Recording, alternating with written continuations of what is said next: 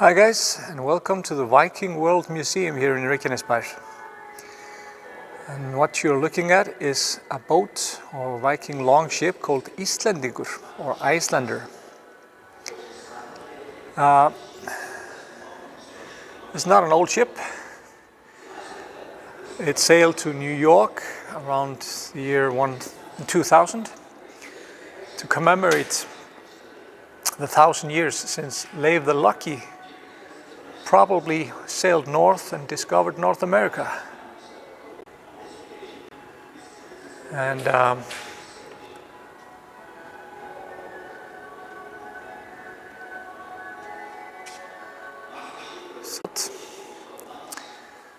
just checking if you see. Yeah, I see you. I see you. There's something going on. So we're gonna check out this beautiful museum over here. Good morning, John. So, do you want to go aboard? Welcome aboard. One of the best things about the Viking ships were they were so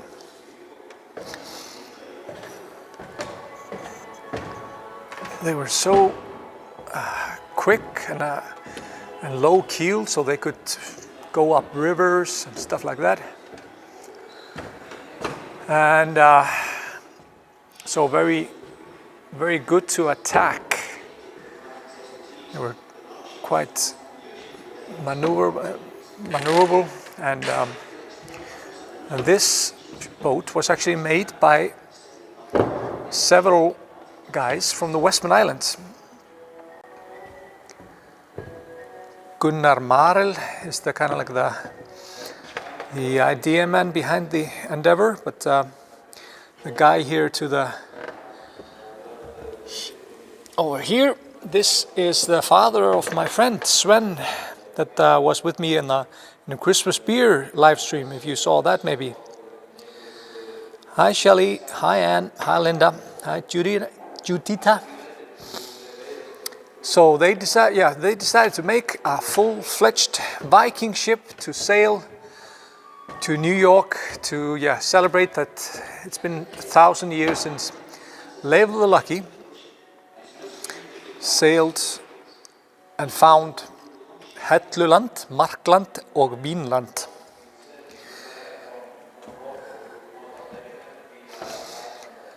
And we have all reason to believe that Vínland is probably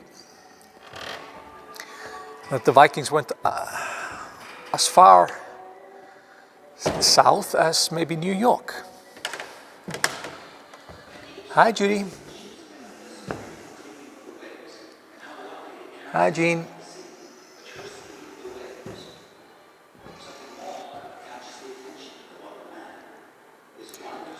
So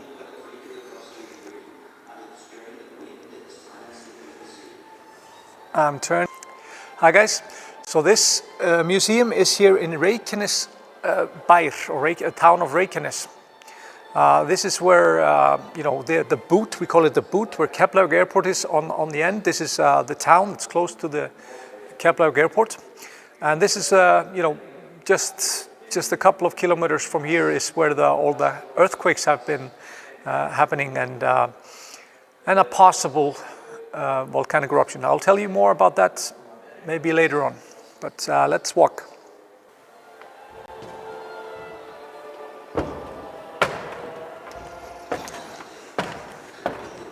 So I'm gonna start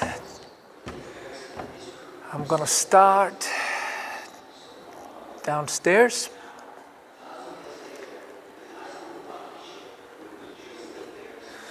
And there were a whole lot of festivities in New York when the ship arrived in the year 2000.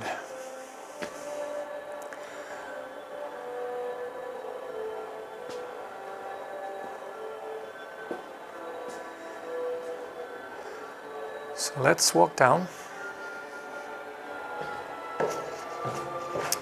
So there's a little bit of it's a little bit windy in Reykjanes town.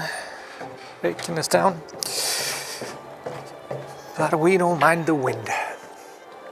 So the exhibit is split up into various sections.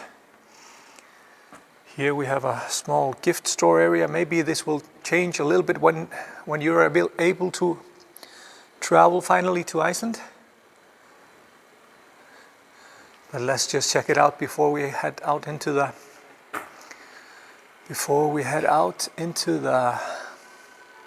and check out the exhibits of the museum. So this is how the boat looks, like the replica of it.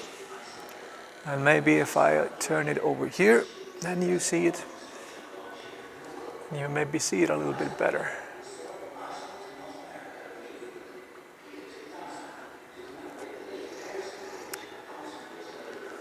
So of course, no gift store in Iceland is perfect unless there's a puffin there. These are the books these stories. One of these stories that are the Eddas, Snorri Sturluson. One of all the Norse mythology come from these books. And just some people are saying that aren't trolls small? In Iceland, trolls are big, huge. So it's not like these small gnome-like things that unfortunately some people are pebbling. Here we have Nefatafl, or the chess play of the Vikings, Nefatafl.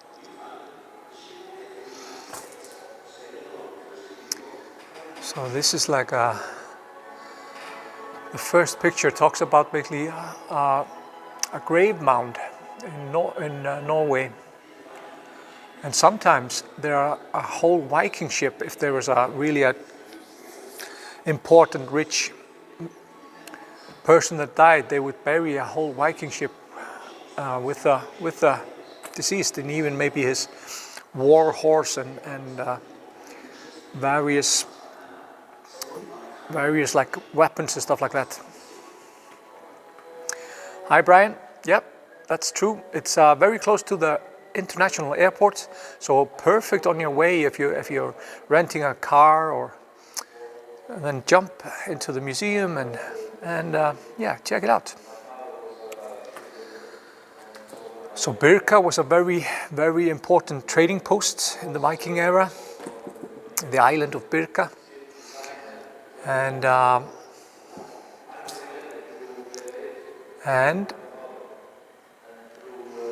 here we are basically arriving into when the Viking era. We talk about the Viking era from around 794, basically the attack on Lindisfarne Monastery. And it was basically based on that. The Vikings had gained this very sleek ships that nobody had at the time, and they were seeking adventure, plunder. Some of them were simple farmers just going for wanted new land to have. That was, for example, the settlement of Iceland. It was based on that all land in Norway was basically taken, and they were fleeing taxation of the Norwegian king. So that was the reason why Iceland became settled in like a couple of decades. The first settler arriving 874 plus minus some years, and Iceland was fully settled up around 900. So for 2 centuries, beginning about 800, Vikings were everywhere, sailing the North Sea, rounding Spain to the Mediterranean, navigating Eastern Europe, inland rivers. As you see maybe the paths here, they were going everywhere. They were going into Russia, to Novgorod, and even to Kiev, and of course to Iceland, Dublin, and trying to get a focus here, yep. Oh, congratulations, Julie, with your vaccine.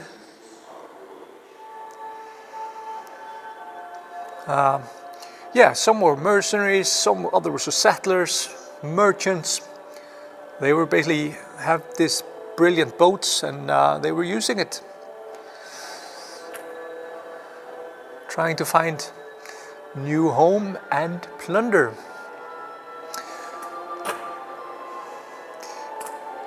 The earliest Viking assaults hit England late in the 8th century, like I talked to, 790, 1793 entry for 793, the year of the first Viking act on Lindisfarne Monastery. Recorded Viking raids. In this year, terrible portents appeared in Northumbria and miserable afflicted the inhabitants. These were exceptional flashes of lightning, and fiery dragons were seen flying in the air, and soon followed a great famine. And after that, in the same year, the harrying of the heathen miserable destroyed God's church in Lindisfarne by rapine and slaughter. So some say the flashes of lightning and fiery dragons were the northern lights arriving. That was like a sign. Somebody say that, occasionally northern lights are visible in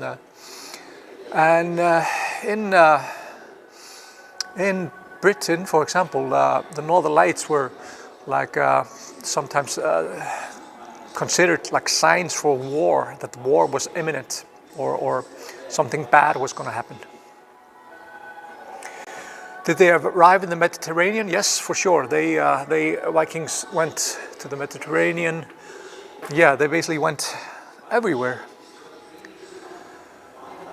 So most Scandinavians were farmers, but farm was scarce in much of Norway. Their farm occupied only 3% of the land. The narrow strips bounded by shorelines on one side and mountains on the other. By the 1850s, the best land were taken. For Norsemen who owned no land, or who chafed at the growing influence of kings, nobles, and Christianity and taxation and stuff like that, the urge to strike out for unpopulated areas was irresistible.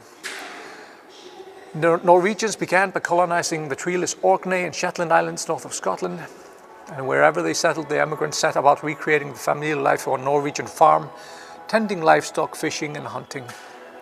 So these were not just raiders and stuff like that. They also simply, congratulations, Margaret, with your vaccine, and Judy. So they were basically just trying to establish. They wanted to be free men in a free country and have land. And this is, of course, very important. So settlers arrived in Iceland from Norway and the British Isles, and they had to establish some kind of common law, and they adapted this idea of the thing, or local court. And Iceland was the only country in Europe at the time that wasn't ruled by some kind of monarchy or dictator. Iceland was a free country, and they made this thing, Alþingi, to consider issues like affecting the whole island, like they were trading, they were settling scores, they were settling blood feuds. So many of the Viking sagas are about blood feud and how they were settled at Alþingi, and then somebody killed another one, and a lot of blood feud. Skálbrent, Highlander. Oh, Kathleen, congratulations. First flight booked. 30th of June. If you have all your papers about the vaccination, then I think that could be in order. So, shifting worldviews from pagan to Christian. So roughly between 800 and 1100, Christianity came to the homelands. And first in Denmark, I believe, and then soon after Norway. Iceland was basically forced to switch to Catholicism in the year 1000. And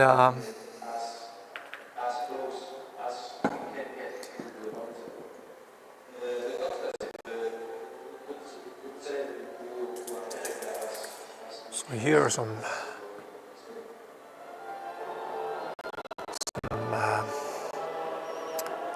stories about farmers and birds. The ocean surface when Leifur Eiríksson and his crew set sail in his longship from Iceland so long ago. Now, 1,000 years later, the Icelander Viking ship will retrace Leifur Eiriksson's historical voyage. So yeah, they retraced his voyage. Basically, went from Greenland to Helluland, Markland, and Vinland, which is basically Canada, Newfoundland, Markland, and finally ending up in New York.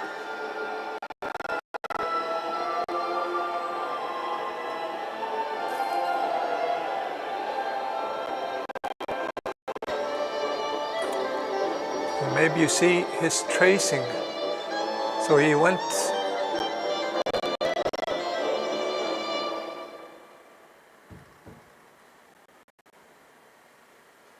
I'm hoping you see this. So he sailed to Greenland. There's of course an establishment by his father, Eric the Red, in Greenland, the biggest marketeer ever. He basically tricked. He was outlawed from Iceland, decided to check out this land to the north, Eric the Red, and came back and said, "This is a much more beautiful country than Iceland ever was. So, you should come with me." And 40 ships full of people traveled from Iceland to Greenland and settled. And of course, he tricked them by the name Greenland. They thought it was a much more pleasant island than Iceland ever was.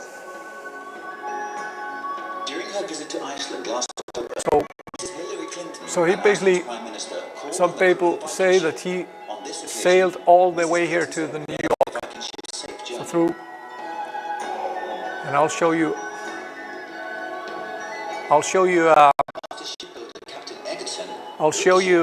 the Viking establishment that has been found there.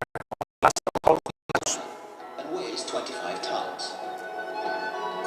The ancient mariners were extremely good sailors and shipbuilders from every perspective, and it would hardly be possible to. Hi, Carol.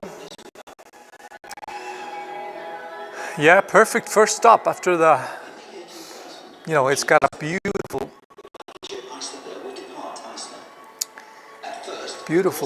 area over here. You can see maybe the statues here at the harbor mouths. So these statues are all over the town. So these trolls or humans or whatever. So an artist basically was commissioned to make these kind of sculptures.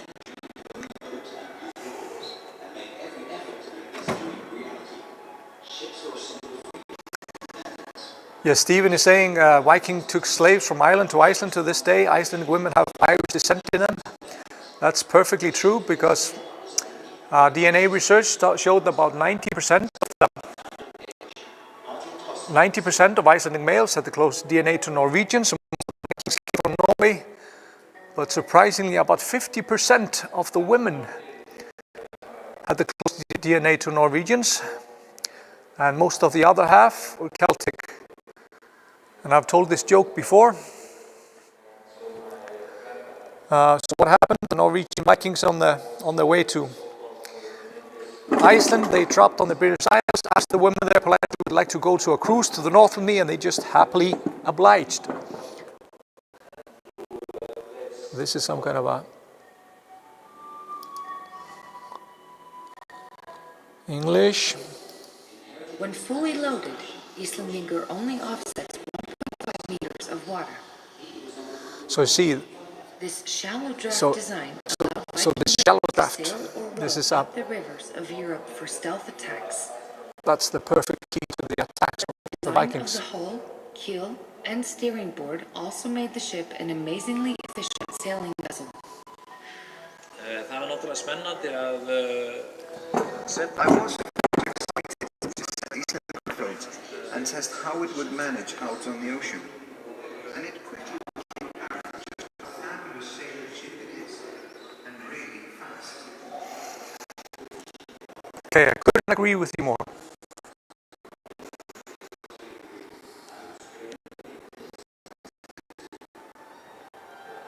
Is there some stuttering on your end?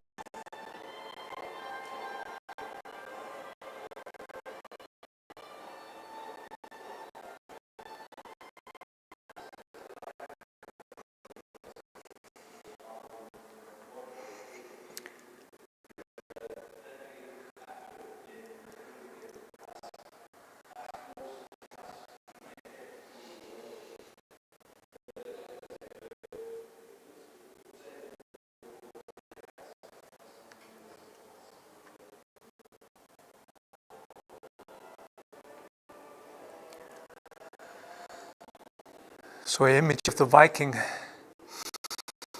Some artists have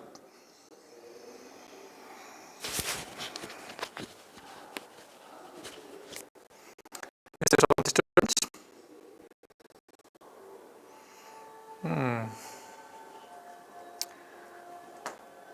Okay. Let's see if it fixes itself. I'm here inside the building and unfortunately they don't have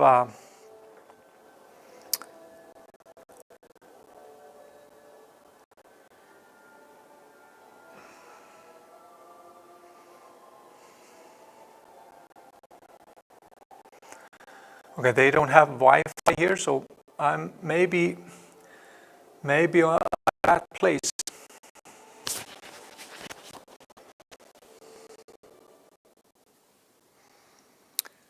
Better now? I think it's a little better.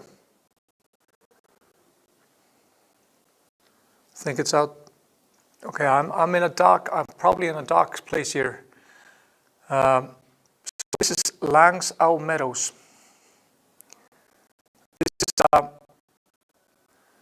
This is the place where they found a very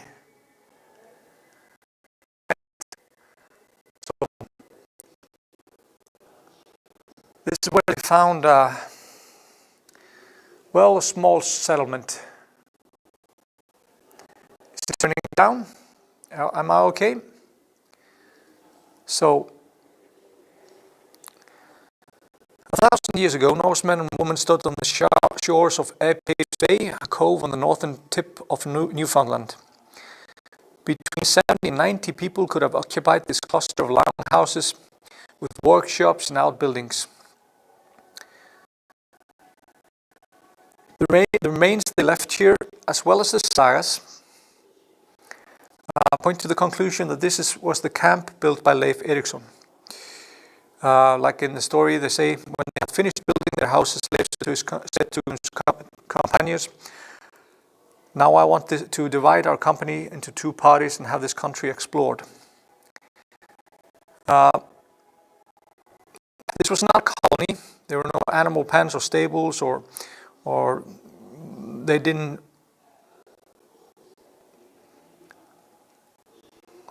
last here for long. But this was like a scouting post, and they were also like exploring Vinland for hardwood lumber, stuff like that, grapes.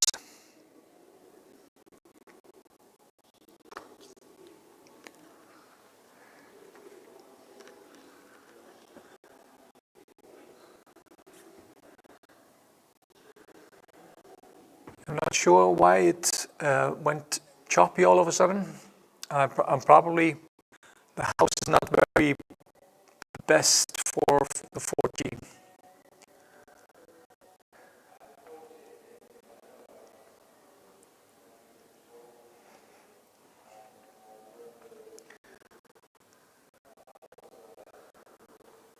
So there are several maps that supposedly have been made about this. So one called the Vinlandsmappið, the map of the Vinland. And some people say that Christopher Columbus traveled to Iceland Uh,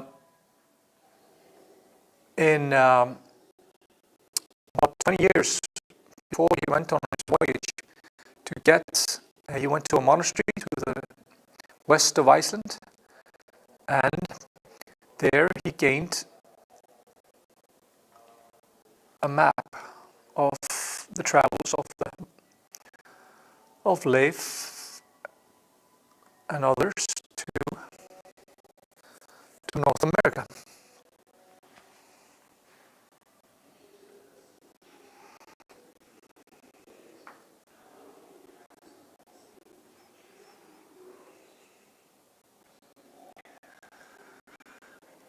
So this is a little bit funny about the sagas. It's a little bit strange how rich the sagas were here in Iceland.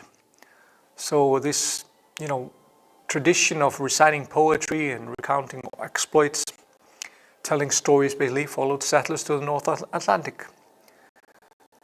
But then it combined with the Christian tendency to write things down. So the saga centuries of the 13th to 14th century, all these sagas, all the stories about the Norse kings, all the Norse mythology,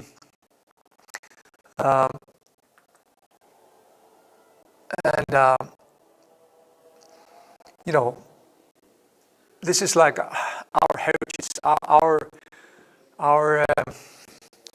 one of the things that we were always so proud to when Iceland was a poor country in the around 15th century, 16th, 17th, 18th century. Iceland was a really poor country. That was like our, we did that for the world. We made the sagas. That was our claim to fame. And these sagas were written on like calf skins, and so you had to have a little bit of money to be able to do those.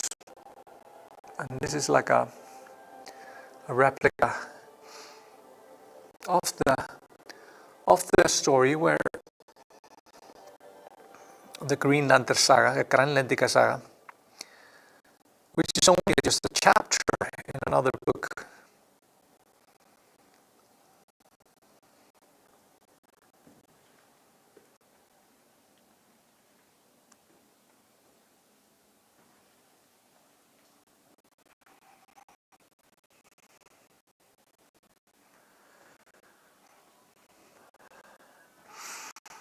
And as we said earlier,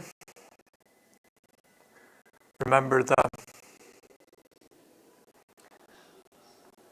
it's still choppy. Feels like choppy. Feels like on my end it's choppy. Not sure what is happening. Here's how the Vikings sometimes were buried in a small boat with all their possessions. George asked, did there used to be trees on Iceland? Yes, Iceland was covered in trees. 1/4 of the country was covered in trees. But unfortunately, we basically wiped out the trees here in a couple of years. 25% of Iceland was covered in trees. But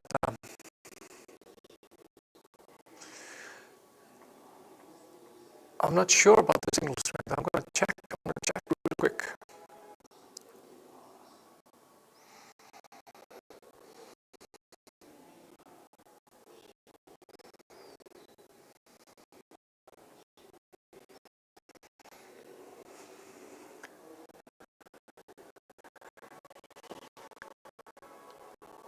Here's a thing about the tupilak. Do you know what a tupilak is?